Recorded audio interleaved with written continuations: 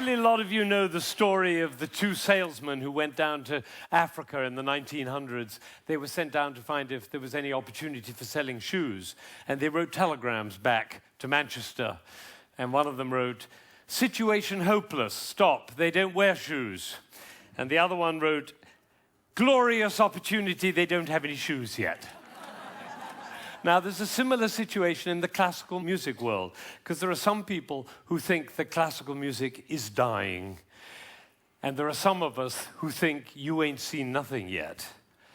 And rather than go into statistics and trends and tell you about all the orchestras that are closing and the record companies that are folding, I thought we should do an experiment tonight. An experiment. Actually, it's not really an experiment because I know the outcome. But it's like an experiment. Now, before we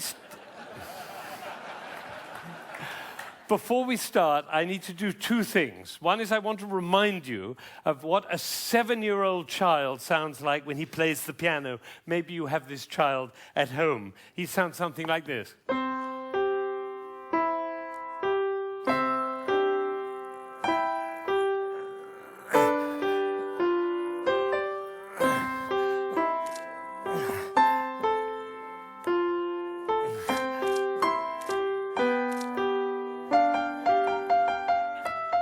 I see some of you recognize this child.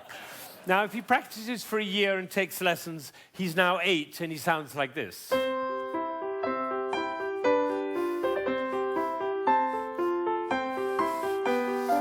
then he practices for another year and takes lessons, now he's 9.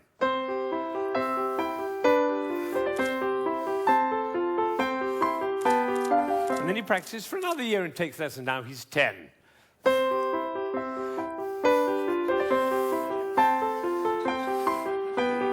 At that point, they usually give up.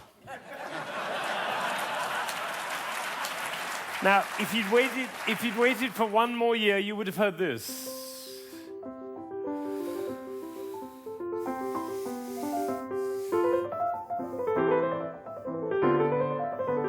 Now, what happened was not maybe what you thought, which was he suddenly became passionate, engaged, involved, got a new teacher, he hit puberty, or whatever it is. What actually happened was the impulses were reduced. You see, the first time he was playing with an impulse on every note.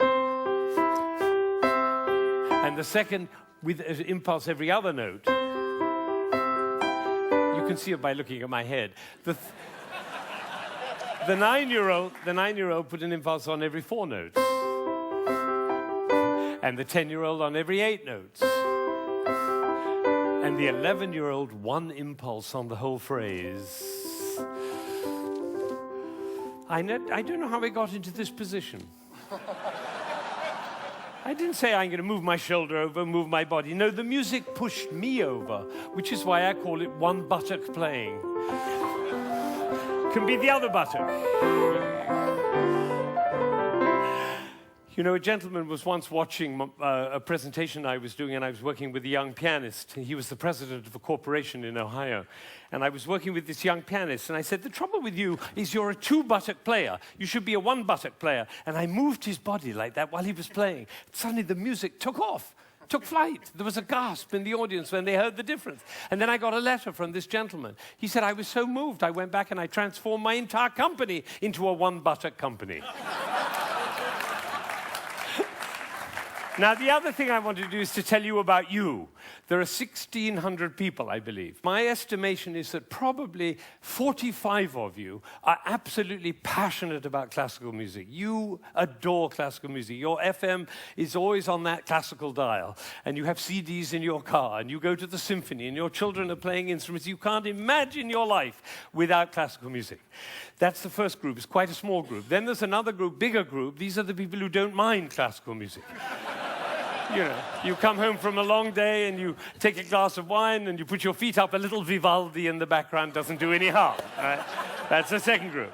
Now comes the third group. These are the people who never listen to classical music. It's just simply not part of your life. You might hear it like secondhand smoke at the airport, but and maybe a little bit of a march from Aida when you come into the hall, but otherwise you never hear it. That's probably the largest group of all. And then there's a very small group. These are the people who think they're tone deaf. Amazing number of people think they're tone deaf. Actually, I hear a lot, my husband is tone deaf. Actually, you cannot be tone deaf. Nobody is tone deaf. If you were tone deaf, you couldn't change the gears on your car in a stick-shift car.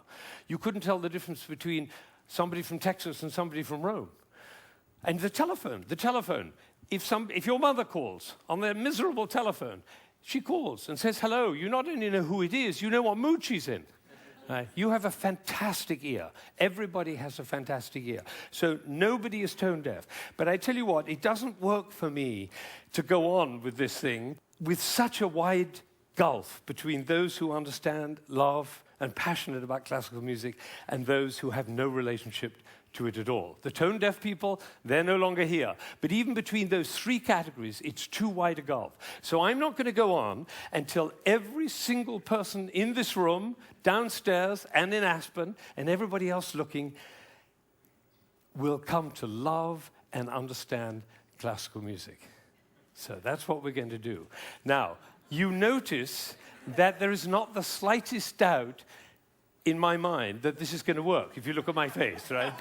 It's one of the characteristics of a leader that he not doubt for one moment the capacity of the people he's leading to realize whatever he's dreaming. Imagine if Martin Luther King had said, "I have a dream." Of course, I'm not sure they'll be up to it.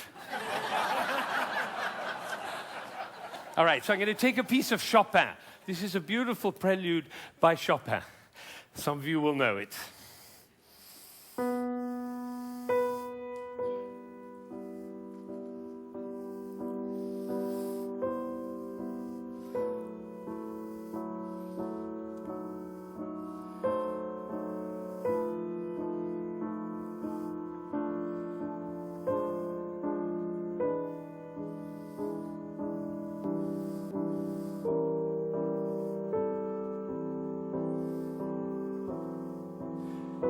I think probably happened in this room. When I started, you thought, how beautiful that sounds.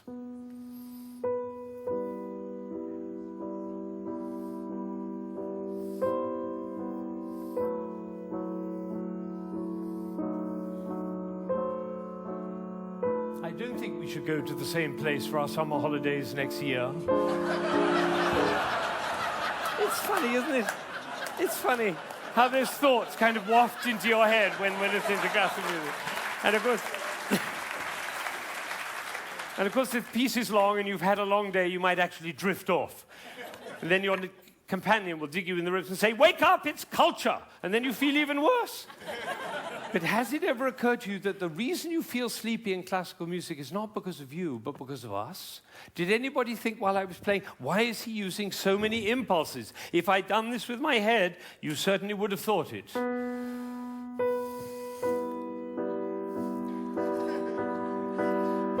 And for the rest of your life, every time you hear classical music, you'll always be able to know if you hear those impulses.